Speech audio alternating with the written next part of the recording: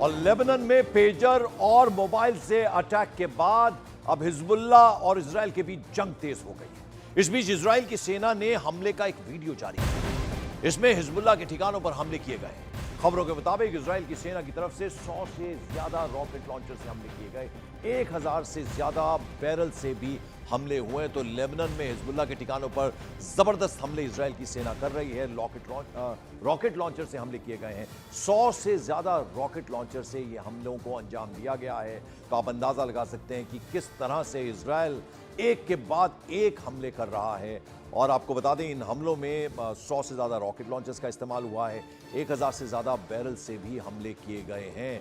तो लगातार हिजबुल्लाह के ठिकानों पर रॉकेट अटैक चल रहे हैं। इस बीच आपको बता दें, हिजबुल्लाह चीफ की धमकी के बाद से ही इजराइल की सेना का हमला और ज्यादा तेज हो गया है। कल शाम को दक्षिण लेबनान में इजराइल की बमबारी के बाद धुएं का गुबार देखा गया। इजराइल की तरफ से यह दावा किया गया कि यह बमबारी हिजबुल्लाह के आतंकी ठिकानों पर की गई। हिजबुल्लाह के लड़ाकों को बाकायदा टारगेट किया गया, यानी इनको टारगेट करके यह बमबारी की गई है।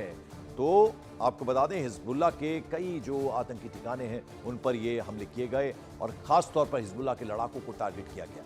इस बीच लेबनान में इजराइल के हमले और ज्यादा तेज हो गए हैं। इजराइल की सेना के मुताबिक उसके जेट विमानों ने 2 घंटे से ज्यादा वक्त तक ये हमले किए हैं। और आपको बता दें कि दक्षिण लेबनान में बमबारी की गई है। रात में दक्षिण लेबनान में रॉकेट से हमले होते रहे। तस्वीरों में देखिए कि कैसे इन हमलों को अंजाम दिया गया।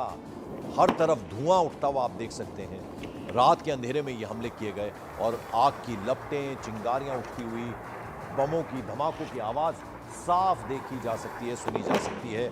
तो लेबनान में रॉकेट से हमलों की ये तस्वीरें आपको दिखा रहे हैं। और आप देखिए कि किस तरह से इजराइल की तरफ से लेबनान में हिजबुल्लाह के लड़ाकों पर ये हमले हो रहे हैं। लेबनान में हिजबुल्लाह सरगना हसन नसरल्लाह ने इस बीच अपने जहरीले भाषणों से एक बार फिर से बड़ी तबाही मोल ले ली है। पेजर और वॉकी टॉकी धमाके के बाद अब नसरल्लाह पहली बार टीवी पर बोलने आए हैं। तभी इजराइल ने जंगी जेट से बम बरसाना शुरू कर दिया। लेबनान के कई इलाकों में इजराइल के जंगी जेट उड़ान भर रहे हैं। तो क्या अब हिजबुल्लाह 72 मिलिशिया ग्रुप के साथ मिलकर नेतन्याहू से युद्ध शुरू करने जा रहा है? यह भी अब एक ऐसे में बड़ा सवाल उठता है, क्योंकि कहीं ना कहीं हिजबुल्लाह जो है वो भी वापस हमला करने की तैयारी।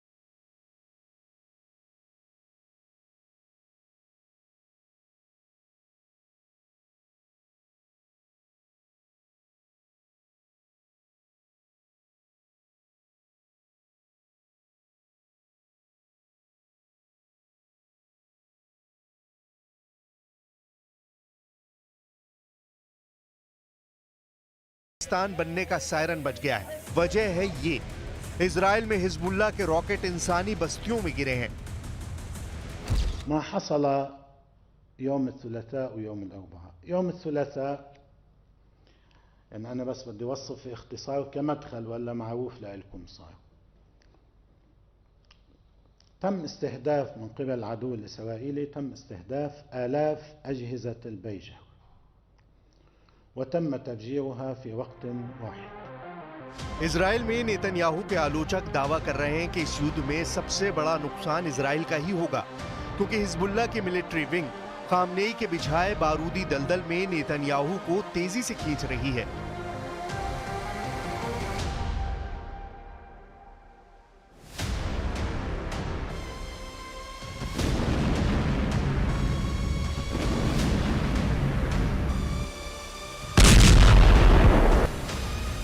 गाजा युद्ध में उलझे नेतन्याहू को खामनेई के प्लान के हिसाब से Hezbollah chief Nasrallah Lebanon front पर उलझाने की कोशिश में जुटा है, जिसमें यमन के हूती विद्रोही लड़ाकों के top commander Abdul Malik Houthi पूरी तरह से मदद कर रहा है। इन 3 फ्रंट पर आर पार का युद्ध शुरू हुआ तो इजराइल को घेरना आसान होगा, जिसके बाद चौथा फ्रंट ईरान खोलकर इजराइल से इस्माइल हानिया की मौत का हिसाब बराबर करेगा। खामनेई बस इसी दिन के इंतजार में शांत बैठे हैं कि इजराइल लेबनान में अपनी सेना उतार दे। अगर ये बारूदी बैटल ग्राउंड धधकने लगा तो इजराइल 4 दुश्मनों से एक साथ युद्ध करने को मजबूर हो जाएगा।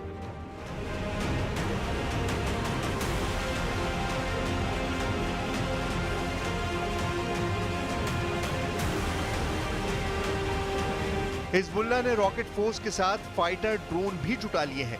हिजबुल्लाह लड़ाके इजराइल में कहां तक मार कर सकते हैं? क्या हिजबुल्लाह लड़ाके अपने दम से नेतन्याहू पर भारी पड़ सकते हैं? आखिर हिजबुल्लाह का वॉर प्लान क्या है, ये जानिए। उससे पहले इस युद्ध के मास्टरमाइंड का गेम भी समझ लीजिए। हिजबुल्लाह लड़ाकों की वफादारी किसके लिए है, ये भी जान लीजिए। हिजबुल्लाह ईरान समर्थित लड़ाका गुट है, लेकिन ये समर्थन सिर्फ हथियार और फंडिंग तक सीमित नहीं है। ईरान के सुप्रीम लीडर अली खामनेई ही अघोषित तौर पर इन शिया मुस्लिम फाइटर्स के टॉप कमांडर भी हैं। على أسلحة جديدة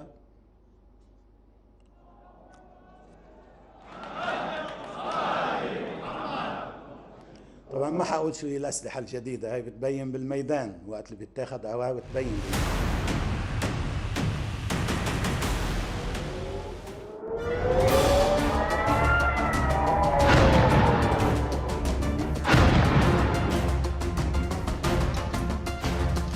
ईरान शिया बाहुल जितने भी फाइटर ग्रुप हैं उन सब की टीम बना रहा है। इजराइल से नफरत करने वाली कट्टर फौज को एकजुट कर ज्वाइंट अटैक का प्लान असरदार साबित हो सकता है। हिजबुल्लाह को जिन संगठनों से इजराइल के खिलाफ मदद मिल सकती है उन्हें भी देखिए।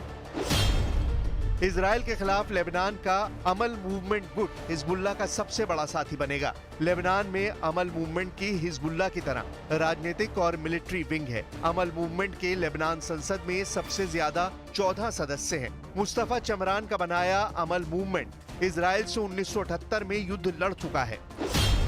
लेबनान से बाहर हिजबुल्लाह के साथ पाकिस्तान की ज़ैनब ब्रिगेड जुड़ेगी।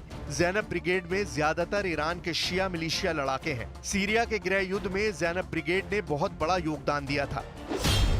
इराक की पॉपुलर मोबिलाइजेशन फोर्सेस हिजबुल्लाह के साथ वॉर जोन में मौजूद रहेंगी। इराक के शिया लड़ाके गुट हिजबुल्लाह के सबसे ताकतवर पार्टनर हैं, जिसमें 67 ग्रुप के फाइटर शामिल हैं।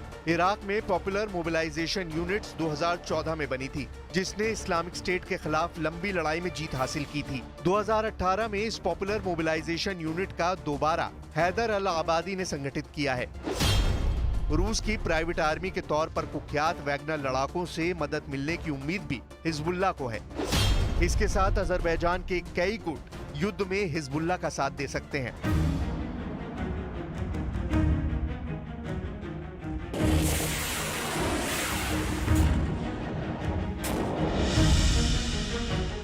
यानी हिजबुल्लाह इजराइल को बराबर की टक्कर देने की ताकत जुटा सकता है, मगर नेतन्याहू अकेले तो युद्ध में होंगे नहीं। इजराइल का रखवाला दुनिया का सबसे ताकतवर देश सुपर पावर अमेरिका है। पश्चिम के वो देश इजराइल का साथ देते हैं जिनके पास एटम बम है। इसी वजह से नेतन्याहू ने हिजबुल्लाह के खतरे से निपटने की हुंकार भर दी है। אנחנו מכים בחיזבאללה במהלומות מחץ מפתיעות. לפני 3 שבועות אנחנו חיסלנו את הרמטכ"ל שלו, היום סיכלנו את תוכנית התקיפה שלו. נסראללה בביירות וחמינאי בטהרן צריכים לדעת שזהו צעד נוסף בדרך לשנות את המצב בצפון ולהחזיר את תושבינו בבטחה לבתיהם, ואני חוזר ואומר, זה לא סוף פסוק.